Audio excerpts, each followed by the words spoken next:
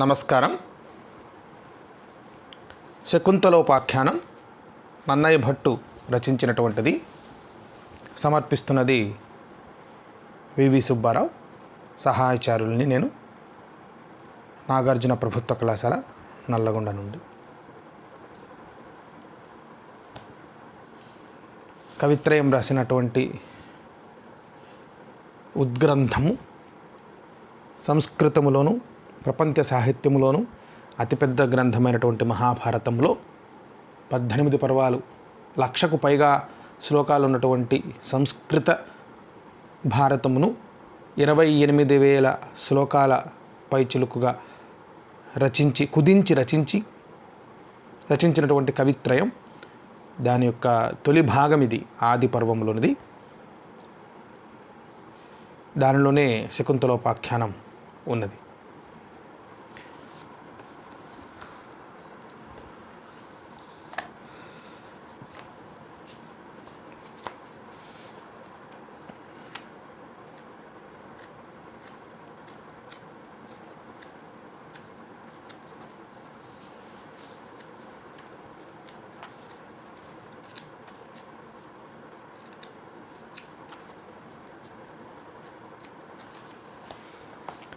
శ్రీవాణీ గిరిజాశ్చిరాయ దదతో వక్షో ముఖాంగేషు ఏ లోకానాం స్థితిమావహంత్యవిహితాం స్త్రీపుంసయోగోద్భవాం తే వేదత్రయమూర్తయ స్త్రీ పురుషా సంపూజితా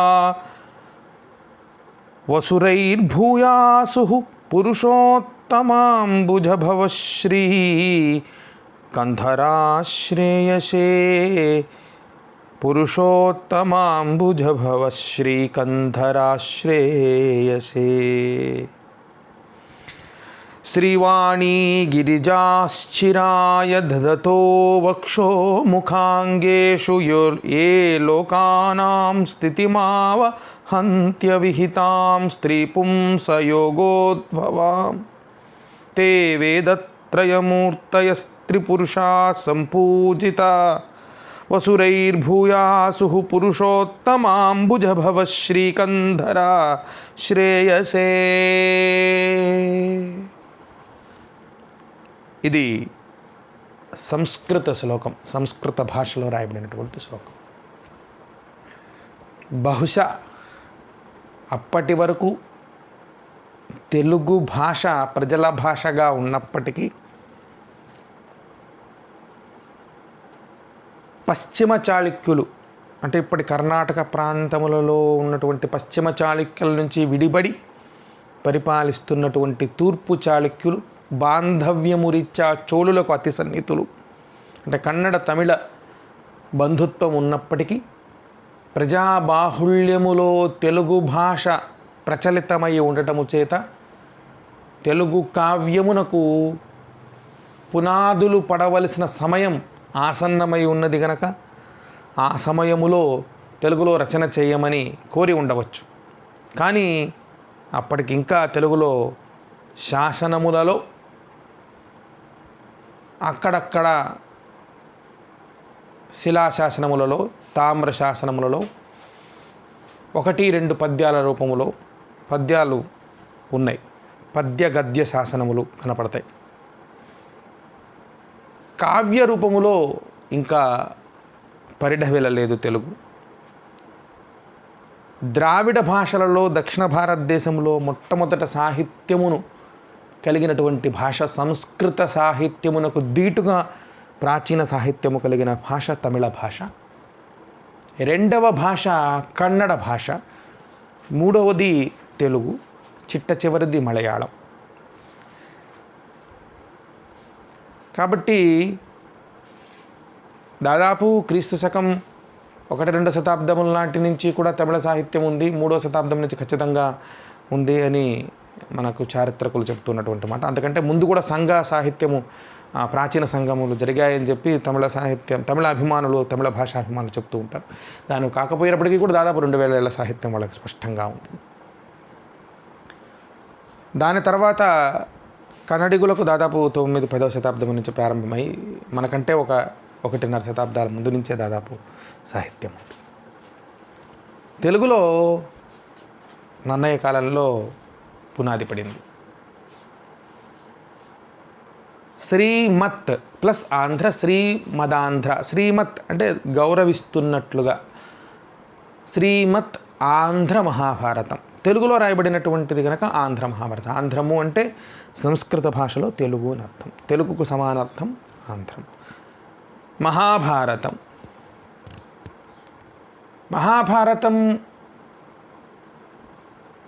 ఈ శ్లోకంతో ఎందుకు మొదలు పెట్టాల్సి వచ్చింది అంటే, అంతకు మునుపు తెలుగులో కావ్యాలు ఏమీ లేవు. సంస్కృతంలో కావ్యాలు రాస్తున్న వాళ్ళు ఇంకా ఆస్థానాల్లో ఉండి ఉంటారు. ముఖ్యంగా శాతవాహనులు లాంటి రాజుల కాలంలో ప్రాకృత భాష రాజభాషగా ఉన్నదేమో కానీ తర్వాత కాలంలో శాతవాహనుల కాలంలోనే సంస్కృత భాష కూడా శాసనాలలో మనకు కనపడుతూ ఉంటుంది. దక్షిణ భారతదేశంలో కూడా సంస్కృతం రాజభాషగా మన్ననలు అందుకున్నది. కాబట్టి ఆ రకంగా సంస్కృత భాషలో రచనలు జరుగుతూ ఉండవచ్చు. తెలుగు ప్రాంతాల్లో పుట్టి తెలుగు ఇంట్లో మాట్లాడుకుంటూ ఉన్న ఇంకా సంస్కృతంలో రచనలు చేస్తున్నటువంటి పండిత ప్రకాండులు చాలామంది ఉంటూ ఉంటారు ఆ టైంలో. కాబట్టి ఆ సమయానికి తగ్గట్టుగా వారి యొక్క ఆలోచనను తమ వైపు ఉన్ముఖీకరించుకున్నట్టుకు, తమ వైపు మరల్చుకున్నట్టుకు, డిగ్రీ ఫస్ట్ ఇయర్కి వచ్చినటువంటి మీలాంటి వాళ్ళను మా వైపు ఉన్ముఖీకరించుకోవడానికి మేము రకరకాల ఆకర్షణ పద్ధతులని పాటించి మా వైపు ఉన్ముఖీకరించుకుని మీకు పాఠం ఎలా చెబుతాము ఆ రకముగానే వాళ్ళకి తెలుగు కావ్యం అంటే ఉన్న చిన్న చూపును పోగొట్టడానికి, తెలుగు కవి రచించినప్పటికీ కూడా సంస్కృతానికి ఒక ఆద్యమైనటువంటి గౌరవాన్ని ఇచ్చాడు అని చెప్పించుకోవడానికో ఎందుకో మొత్తం మీద సంస్కృత శ్లోకంతో ప్రారంభించాడు. ఇందులో వస్తు నిర్దేశం ఉంది, ఆశీస్సు కూడా ఉంది అని చెప్పేసి అభిప్రాయపడేవాళ్ళు ఉన్నారు. నిజానికి ఇది మంగళ శ్లోకం. శ్రీ అనేటువంటి అక్షరముతో ప్రారంభించడం ఆ సంప్రదాయానికి నాంది పలికినవాడు నన్నయ్య. తర్వాత కాలంలో ప్రాచీన తెలుగు సాహిత్యము నడుస్తున్నంతకాలము ఆధునికల్లో కూడా ప్రాచీన సాహిత్యమును అనుసరించి పద్యకావ్యాలు రాసిన వాళ్ళందరూ కూడా శ్రీ అనే ఈ అక్షరంతోనే మొట్టమొదట ప్రారంభించారు. దాదాపు శతకాలు రాసిన వాళ్ళు కూడా శ్రీ అనే అక్షరంతోనే తమ శతకం మొట్టమొదటి దానిని రాసిన వాళ్ళు చాలామంది ఉన్నారు. ఎందుకు ఇంత బహుళముగా రాయాల్సి వచ్చిందంటే శ్రీ అంటే శుభము అనే అర్థం. అందుకనే ఇప్పటికీ కూడా మనం పత్రికల్లో నిత్యము మనం చూసే అనేక వార్తల్లో పలానా పథకమునకు ప్రధానమంత్రి శ్రీకారం చుట్టాడు, ముఖ్యమంత్రి గారు ప్రధాన పథకమునకు శ్రీకారం చుట్టారు అని అంటాం. శ్రీకారం చుట్టడము అంటే ప్రారంభించటము అని ఇలా అలా వచ్చింది. ఆ సంప్రదాయం కావ్యముల్లో ప్రవేశపెట్టిన వాడు నన్నయ్య. అది ప్రాచీన సాహిత్యం అంతా ఉన్ననాళ్ళు కొనసాగింది. శ్రీ అంటే లక్ష్మీదేవి. వాణి వాక్కులకు అధిదేవత అయినటువంటిది వాణి సరస్వతీదేవి. గిరిజ, గిరి అంటే హిమగిరి, హిమవంతుని యొక్క కుమార్తె పార్వతీదేవి. త్రిమూర్తుల యొక్క ముగ్గురు. శ్రీ వాణి గిరిజ శ్చిరాయ దదతో వక్షో ముఖాంగేషు. ఈ ముగ్గురు మూర్తుల ధర్మపత్నులకి 3 స్థానములను ఇవ్వటం జరిగింది. 3 స్థానాలు ఇవ్వటం జరిగింది.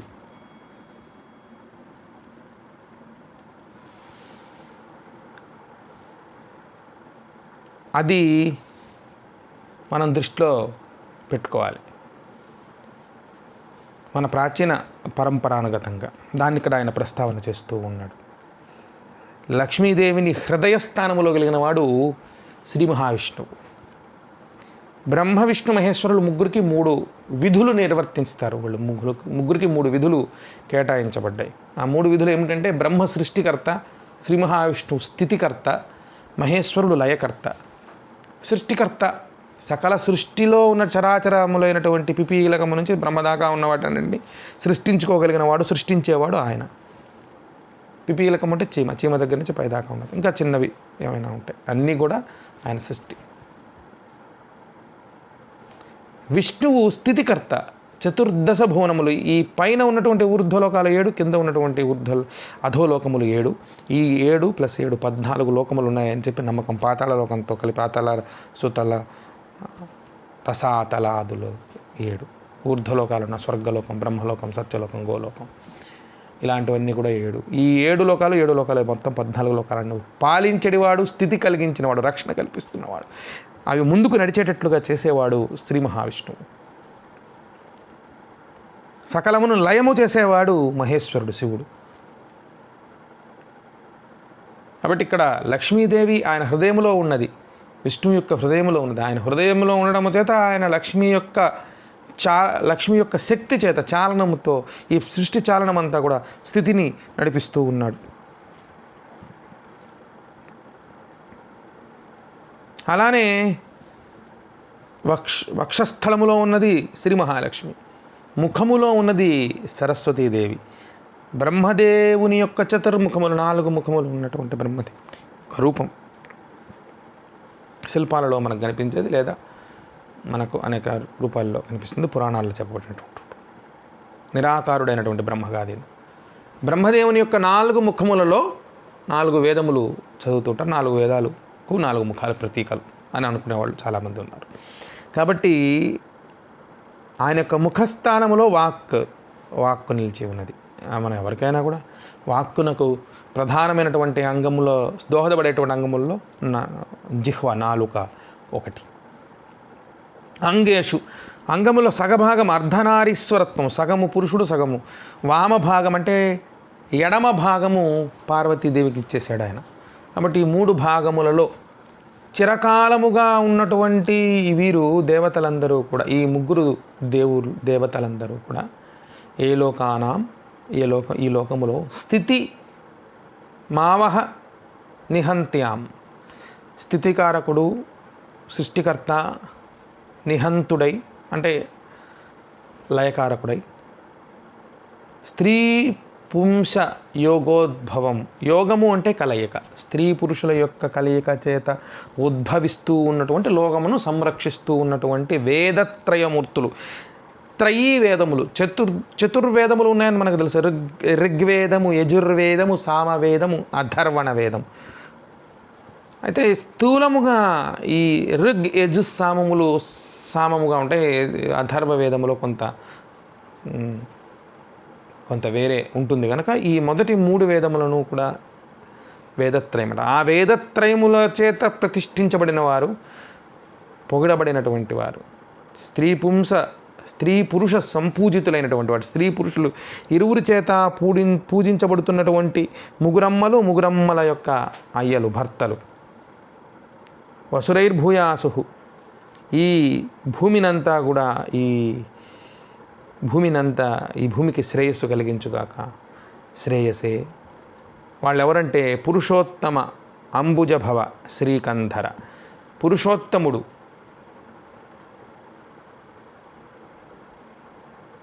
పురుషస్య స్వయం భగవాన్ విష్ణు అని.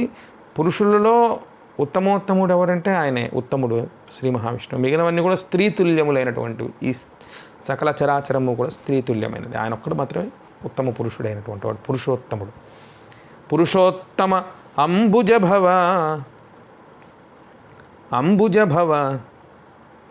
అంబుజం అంటే శ్రీ మహావిష్ణువు యొక్క కమలము అని అర్థం. అంబుజభవం, అంబస్సు అంటే నీరు, నీటిలో పుట్టినటువంటిది పద్మము. అది శ్రీ మహావిష్ణువు యొక్క నాభి కమలము, దాని నుంచి జన్మించిన వాడు బ్రహ్మ. శ్రీకంధర, శ్రీ అంటే ఇంకొక అర్థము మనకు అక్కడ మొదట శ్రీ లక్ష్మీదేవిని సూచిస్తూ ఉంటే, ఇక్కడ ఉన్నటువంటి శ్రీ విషమును సూచిస్తూ ఉంది. కంధరము అంటే కంఠము, విషము కంఠమునందు కలిగినటువంటి వాడు నీలకంఠుడు శివుడు. శ్రీకంధరాశ్రేయసే, శ్రీకాళహస్తీశ్వర అన్న దగ్గర స్త్రీ సాలెపురుగు. ఒక్కొక్క చోట ఒక్కొక్క అర్థం. అందుకనే మహాప్రస్థానంలో శ్రీశ్రీ గారు శ్రీశ్రీ అని నా యొక్క శ్రీరంగం శ్రీనివాసరావులో ఉన్నటువంటి దానికి సంక్షిప్త రూపం శ్రీశ్రీ అయితే ఆ శ్రీని మీరేమన్నా అనుకోండి, విషం విషం అనుకోండి, అమృతం విషం అనుకోండి, అనుకున్నాడు. లక్ష్మి లక్ష్మి అనుకోండి, మీ ఇష్టం, ఎలా అన్నా అనుకోండి అన్నట్లుగా చాలా వ్యంగ్యంగా ఆయన చెప్తూ వస్తాడు. అలా చూస్తే ఇక్కడ మనకు ఒక ఆశీస్సుతో ప్రారంభమైంది, ఒక మంగళ శ్లోకంతో ప్రారంభమైంది. ఏ విష్ణువు బ్రహ్మ శంకరుడు చిరకాలము నుండి, అనాది కాలము నుండి, అనంతమైన కాలము నుండి, సృష్టి ఆది నుండి, ఈ ప్రపంచములో మనము అణువులో అణువు కంటే హీనమైనటువంటి వాళ్ళం, చాలా చిన్న జీవులం. అలాంటి మనకు సృష్టి ఆది ఎలా తెలుస్తుంది? అలాంటి సృష్టి ఆది నుండి ఉన్నటువంటి ఆ ముగ్గురు వక్షస్థలమునందు లక్ష్మీదేవికి స్థానం ఇవ్వడము ద్వారా, శ్రీ మహావిష్ణువు ముఖమునందు స్థానం ఇవ్వడము ద్వారా, సరస్వతీదేవిని కలిగి ఉండడము ద్వారా, బ్రహ్మ దేహములో సగభాగమై ఉండడం వలన శంకరుడు ధరిస్తున్న వారే స్త్రీ పురుషుల యొక్క సంయోగము వలన పుట్టినటువంటి ఈ లోకములకు సుస్థిరత్వాన్ని అవిచ్ఛిన్నముగా సదా కలిగిస్తూ ఉన్నారో, 3 వేదముల యొక్క ప్రతిరూపములుగా ఉన్నటువంటి వారు దేవతల చేత, పురుషుల చేత, స్త్రీల చేత, అందరి చేత పూజించబడుతూ ఉన్నటువంటి ఆ బ్రహ్మ విష్ణు మహేశ్వరులనేటువంటి త్రిమూర్తులు మీకు శ్రేయస్సుని కలిగించేవారు అవుతారు. మీకు శ్రేయస్సును కలిగించేవారు అవుతారు. మనకందరికీ కూడా శ్రేయస్సు కలిగించేవారు అవుతారు. మహాభారతమునకు శ్రేయస్సు కలిగించేవారు అవుతారు. ఇది వింటున్న వాళ్ళకు శ్రేయస్సు కలిగించేవారు అవుతున్నారు అనేటువంటి ఆలోచనని ఆయన దానిలో ఆ మంగళ శ్లోకమును చెప్పటము ద్వారా కల్పించారు. శకుంతలోపాఖ్యానము అనే దానిలోకి వస్తే ఉపాఖ్యానము, ఆఖ్యానము అంటే పేరును ఒక అర్థం ఉంది. ఉపాఖ్యానం అంటే ఉపకథ. శకుంతలోపాఖ్యానం మహాభారతం అనే అతిపెద్ద కథలు అనేక ఉపకథలు ఉన్నాయి. వాటిల్లో శకుంతలోపాఖ్యానం, శకుంతల యొక్క కథ ఒకటి. మహాభారతపు మూల పురుషులైనటువంటి వాళ్ళలో దుష్యంతుడు ఒకడు. ఆ దుష్యంతుని యొక్క భార్య శకుంతల, ఆయన వారిద్దరికీ పుట్టినటువంటి వాడు భరతుడు. ఆ భరతుని యొక్క వంశములో జన్మించిన వారు కౌరవులు. ఆ కౌరవులు 100 మంది ధృతరాష్ట్రుని యొక్క సంతానం, పాండవులు 5 పాండురాజు యొక్క సంతానం. ఆ 105 మంది కౌరవులే, 105 మంది కౌరవులే. కాబట్టి ఆ కౌరవ సంతానమునకు, కురువంశమునకు మూల పురుషుడైనటువంటి భరతుని యొక్క జన్మ వృత్తాంతమును తెలియజేయడం కోసం మనకి ఈ శకుంతలోపాఖ్యానం అనేటువంటి కథని ఆదిపర్వంలో చెప్పటం అయింది. ఆదిపర్వమే ప్రారంభించవచ్చు కదండి. శకుంతలోపాఖ్యానం అంటే ఈ ఆదిపర్వము ప్రథమాశ్వాసం, చతుర్థాశ్వాసములో నుంచి తీసుకున్నారు ఈ శకుంతలోపాఖ్యానం. నేను ఇక్కడ ప్రథమాశ్వాసములో ఎందుకు ప్రారంభిస్తూ ఉన్నానంటే, నన్నయ్య ఏ విధమైనటువంటి ప్రత్యేకతలు కలిగి ఉన్నాడు, కవి పరిచయంలో భాగముగా నన్నయ్యని పరిచయం చేయటం కోసం.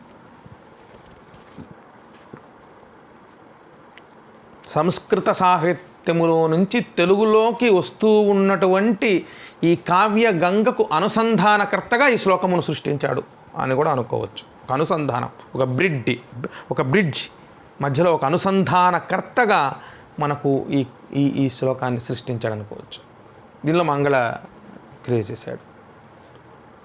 శ్రీవాణి గిరిజాశ్చిరాయ దహతో వక్షో ముఖాంగేషు ఏ లోకానాం స్థితిమావహంత విహితాం శ్రీపుంసయోగోద్భవాం తే వేదత్రయముత్తయ స్త్రీపురుషా సంపూజితా వసురైర్భూయాసు పురుషోత్తమాంబుజభవ శ్రీకంధరాశ్రేయసే. ఇది మంగళకరమైన శ్లోకముగా ఉండాలి అని శ్రీకారంతో ప్రారంభించాడు. దీంట్లో ఆశీర్వచనం ఉంది కాబట్టి అంత శుభము కలుగుతుంది.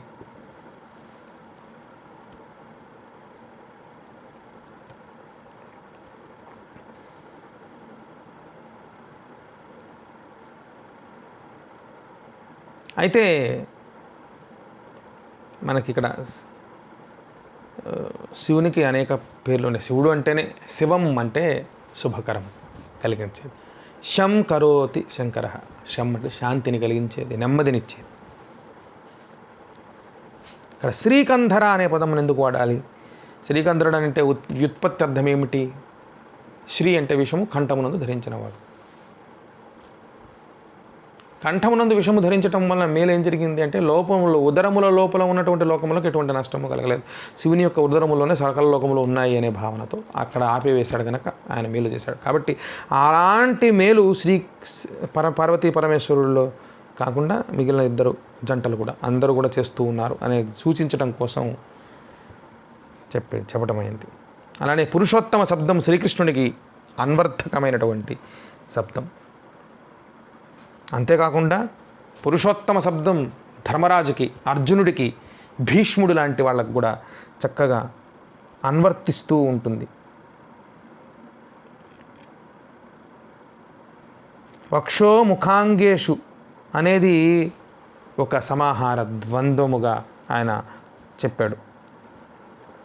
అలా చెప్పటం వెనకాల ఉద్దేశం ఏమిటి అంటే అనేక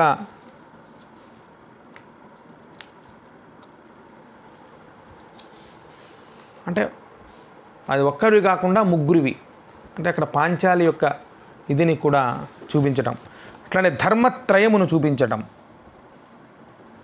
తర్వాత ఇంకొకటి స్త్రీ పుంస యోగోద్భవమైన ఈ ప్రపంచం అని చెప్తూ ఉన్నాడు.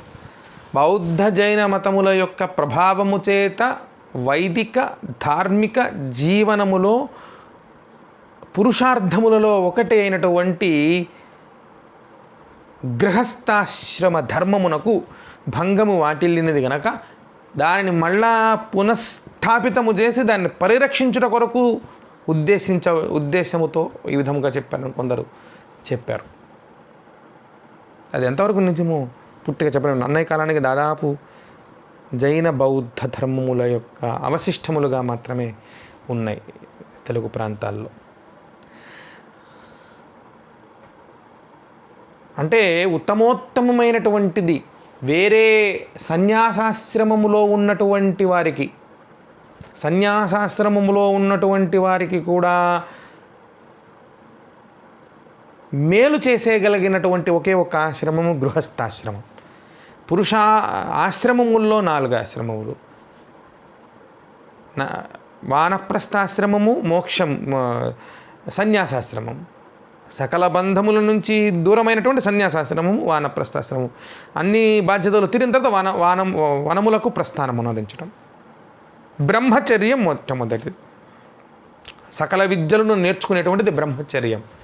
తర్వాతది గృహస్థాశ్రమం. గృహస్థాశ్రమ ధర్మం అన్నిటికంటే ఉత్తమోత్తమైన ధర్మం అని చెప్పటం కొరకు దీనిని చెప్పారు అనే వాళ్ళు ఉన్నారు. ఈ లోకములన్నింటినీ కూడా పాలిస్తున్నటువంటి 3 కవులని ఎందుకు ప్రస్తావించారంటే దాదాపు 3 కవులు దీన్ని రచించి పూర్తి చేస్తారు అనేటువంటి ఒక భావన ఆయన మనసులో కదిలింది అని చెప్పి ప్రతిపాదన చేసిన వాళ్ళు కొందరు ఉన్నారు. దానికి ప్రధానమైనటువంటి కారణం ఏమిటంటే నన్నయ్య గారి మీద ఒక అద్భుతమైన వ్యాసం రాస్తూ విశ్వనాథ సత్యనారాయణ గారు బాగా సంప్రదాయవాది, నవీనుడే కానీ నవీన యుగంలో, ఆధునిక యుగంలో జీవించిన వాడే, ఆంగ్ల సాహిత్యంతో పరిచయం ఉన్నటువంటి వాడే, ప్రధానాచార్యుడిగా కూడా పనిచేశాడు మన డిగ్రీ కళాశాలకు. అయినప్పటికీ కూడా ఆయనలో సంప్రదాయపు పాలు చాలా ఎక్కువ. ఆయన ఆలోచనలో ఋషి వంటి నన్నయ్య రెండవ వాల్మీకి ఒక క్రౌంచ మిథునంలో ఒక మిథునం చనిపోతే అతనిలో ఏర్పడినటువంటి కరుణోద్రేకముతో కూడినటువంటి ఒక శోకం, ఆ శోకము నుండి ఏర్పడినటువంటి శ్లోకం రామాయణ మహాకావ్యానికి ఎలా బీజభూతమైందో నన్నయ్య కూడా ఏ ధ్యానము చేసుకుంటూ ఉన్న సందర్భములో ఈ శ్లోకము స్ఫురించి ఉండవచ్చు. ఆ స్ఫురణలో తాను ఒక్కడే ఈ మహాభారత గ్రంథముని పూర్తి చేయలేడు, వేరే ఇంకో 2 కవులు పూర్తి చేస్తారు అనే ఉద్దేశముతో భాగముగా ఆయన ఈ పురుషోత్తమ అంబుజభవ శ్రీకంధర అనే పదములని వాడాడు అని చెప్పేవాళ్ళు ఉన్నారు. నన్నయ్య పద్యము నారాయణ శబ్దభవము అనేవాళ్ళు ఉన్నారు. నన్న అంటే చాలా అందము అని కన్నడంలో ఉంది అని ఒక మాట. నన్నయ్య కన్నడిగుడు అనేవాళ్ళు కూడా చాలామందే ఉన్నారు. అసలు కావచ్చు అయితే ఏముంది, తెలుగువాడైనటువంటి పంపడు కన్నడ కావ్యం రాశాడు కాబట్టి అన్నయ్య కూడా కావచ్చు.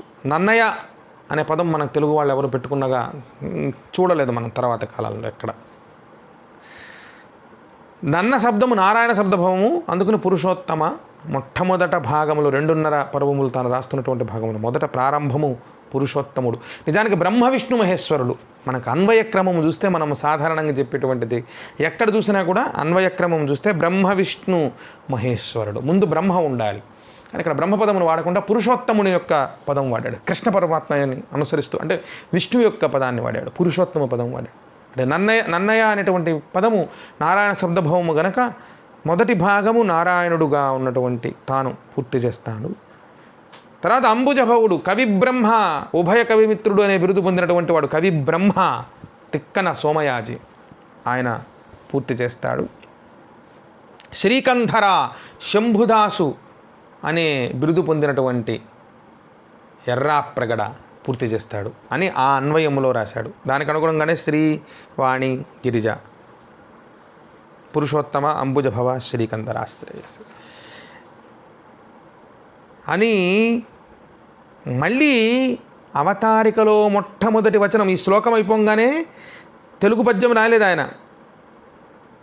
అది ఏంటి? అవతారికలో మొదట వచనంతో ప్రారంభమైంది. ఆ వచనంలో అని సకల భువన రక్షణ ప్రభువులై ఆజ్యులైన హరిహర హిరణ్య గర్భ పద్మో వాణీపతులను స్తుతించి అన్నాడు. హరి హర హిరణ్య గర్భ అని ఒక సమన్వయం చెప్పాడు. మళ్ళీ ఇక్కడ కూడా బ్రహ్మ విష్ణు మహేశ్వరులనే అన్వయం, క్రమము చెప్పలేదు ఇక్కడ. హరి మొదట విష్ణువే చెప్తున్నాడు నన్నయ్య, తర్వాత హర, ఈసారి ఎర్రాప్రగడ శంభుదాసుడుగా పేరు పొందినటువంటి ఎర్రాప్రగడ అంటే ఆది సభా అరణ్య పర్వములో సగభాగము తాను రాయగా మిగిలిన అరణ్య పర్వ శేషము రాసి పూరించినటువంటి వాడు ఎర్రాప్రగడ శంభుదాసుడు. అంటే ఇక్కడ మళ్ళా మొదట కాలం శ్లోకములోనేమో కాలక్రమములో ఎవరెవరైతే రాస్తూ ఉన్నారో మొట్టమొదటి కాలములో 11వ శతాబ్దములో నేను రాస్తాను, తర్వాత కాలంలో 13వ శతాబ్దముకు వచ్చినప్పుడు ఆయన 14వ శతాబ్దంలో దాని పూర్ణ ఎవరు శంభుదాసుడు అనే ఉద్దేశంతో కాలక్రమము చెబితే ఇక్కడికి వచ్చినప్పుడు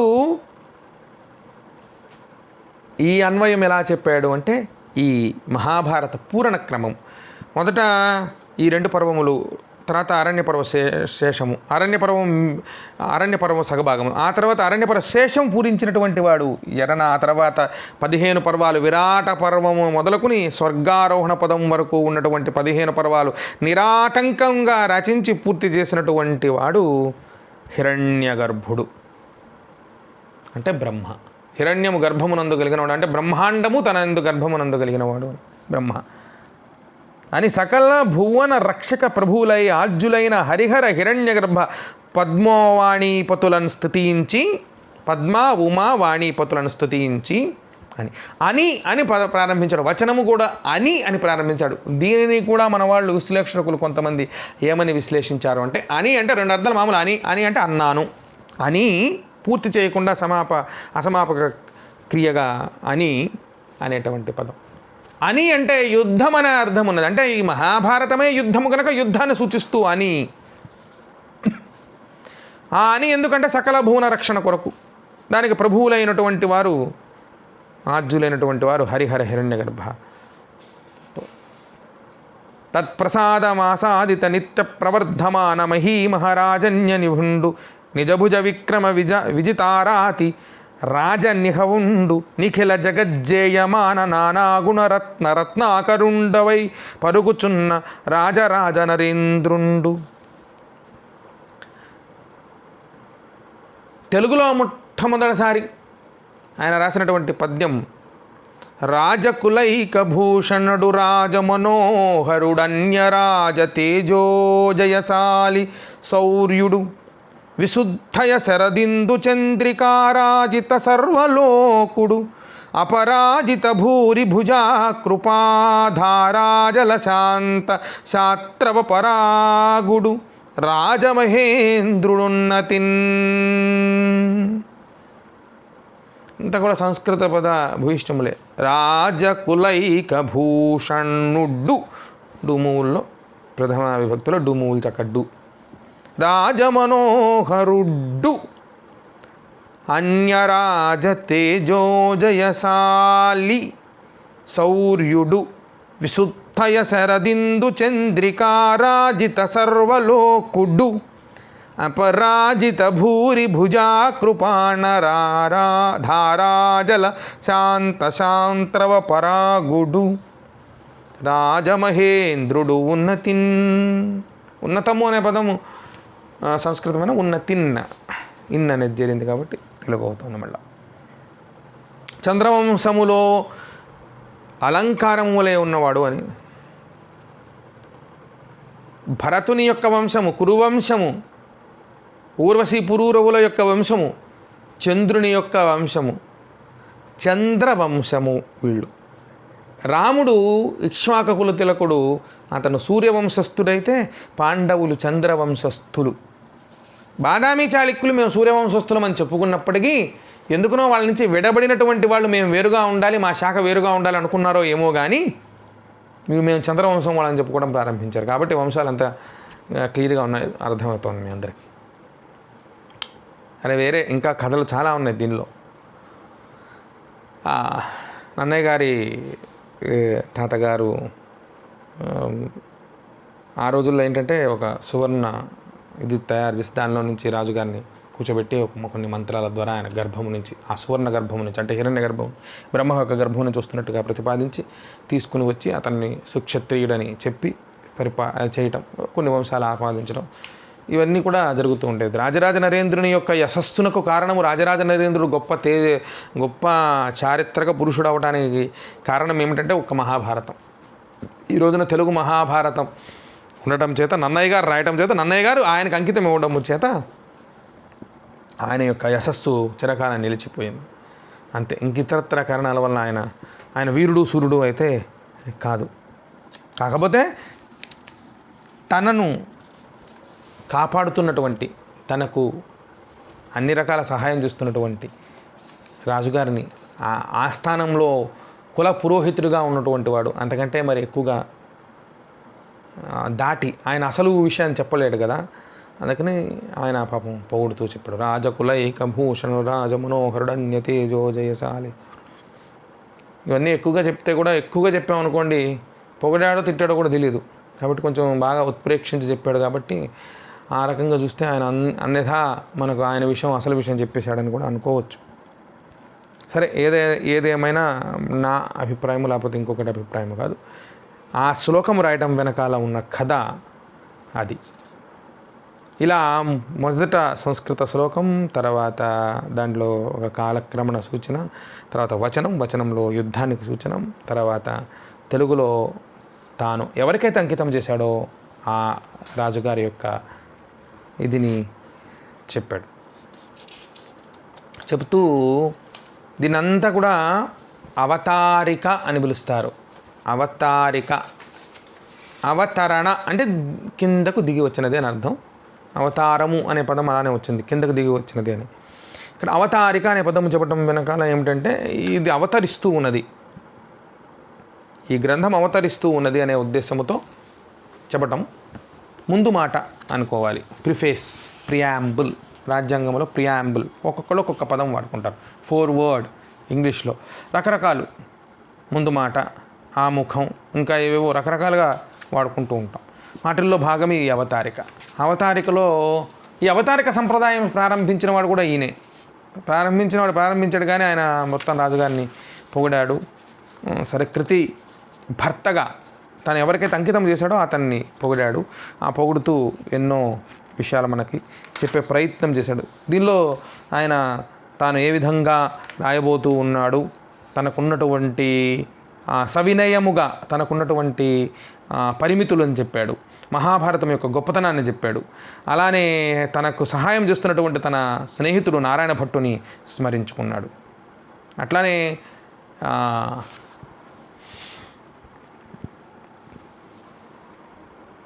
అన్నయ్య గారు అంతా కూడా ఎంత వినయంగా అంటే నేను అనకుండా అంతా అతను అనేటువంటి ఉద్దేశంతో రాయటం వెనకాల కూడా ఆయన వినయాన్ని గుర్తు చేసుకునే వాళ్ళు కొందరు ఉంటారు.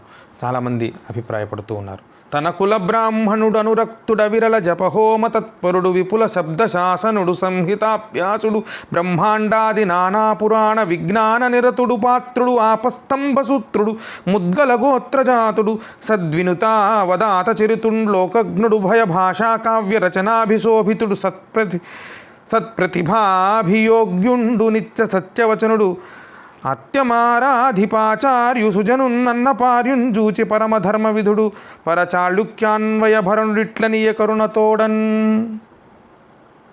కులబ్రాహ్మణుడు అవిరళ జపహోమ తత్పరుడు. అవిరళము జపం అంటే నిరంతరం జపహోమములు చేసేటటువంటి వాడు, అంటే పురోహితుడుగా ఉన్నటువంటి వాడు. విపుల శబ్దశాసనుడు, విపులముగా ఉన్నటువంటి విశాలమైనటువంటి శబ్దములన్నింటి మీద శాసనత్వము కలిగిన వాడు. సంహితలన్నిటి కూడా, వేద సంహితలన్నీ కూడా అభ్యాసము చేసినటువంటి వాడు. బ్రహ్మాండాది నానాది పురాణములు 18 పురాణములని కూడా బాగా తెలుసుకున్నటువంటి వాడు. ఆపస్తంభ సూత్రము అంటే మామూలుగా ఈ లౌకికమైన సంస్కారములు, జననము దగ్గర నుంచి మరణం దాకా ఉన్నటువంటి సంస్కారములన్నీ మహారాష్ట్రలోని తెలుగు ప్రాంతాల్లో ఎక్కువగా ఆపస్తంభ సూత్రముకు అనుగుణంగా ఈ కొన్ని కులాలలో చేస్తూ ఉంటారు. దానికి సందర్భంగా ఆపస్తంభ సూత్రుడిని అని చెప్తున్నాడు. ముద్గల గోత్రుడిని, గోత్రము అంటే గోశాల అని అర్థం. నిజానికి కొన్ని గోవులని గణముగా ఆర్యగణములు మొదట్లో ఉన్న రోజుల్లో గోత్రం ఏర్పడిందని చెప్తూ ఆ ఋషుల గోత్రముల నుంచి వచ్చినది ముద్గల అనేటువంటి గోత్రము. మౌద్గల్య గోత్రుడను అని చెప్పుకున్నాడు. సద్వినత వదాత చరిత్ర, మంచి చరిత్ర, మంచి నడవడి కలిగిన వాడు. లౌకిక జ్ఞానం కూడా చాలా అధికంగా ఉంది. ఉభయ భాష కావ్య రచనా శోభితుణ్ణి అని చెప్పుకున్నాడు. నిత్య సత్యవచనుడిని, సత్యవచనం చెప్పటమే అలవాటుగా కలిగిన వాడిని అని. మనకి పాఠములో కూడా నిత్య సత్యవచనుడుగా అని చెప్పడానికి ఆ సత్యవచనం గురించి ఎంత అద్భుతంగా ఆయన రాశాడో కూడా మనం చెప్పుకోవచ్చు. ఇవన్నీ కూడా అలాంటి వాడిని చాళుక్య వంశ అలంకారమైనటువంటి రాజరాజ నరేంద్రుడు ప్రీతితో పిలిచి ఏమన్నాడంటే, విమలమతిన్ పురాణములన్ వింటిననేకము. చాలా శుద్ధమైన మతితో అనేక పురాణములు నేను విన్నాను. అర్ధధర్మశాస్త్రముల తెరంగిరిగితి. అర్ధశాస్త్రము, ధర్మశాస్త్రముల్లాంటి వాటి యొక్క విధానములన్నీ కూడా తెలుసుకున్నాను.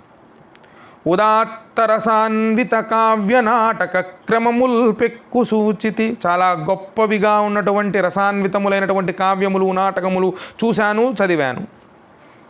జగత్పరిపూజ్యములైన ఈశ్వరాగములయందు నిల్పితి ప్రకాశముగ హృదయంబు భక్తితో.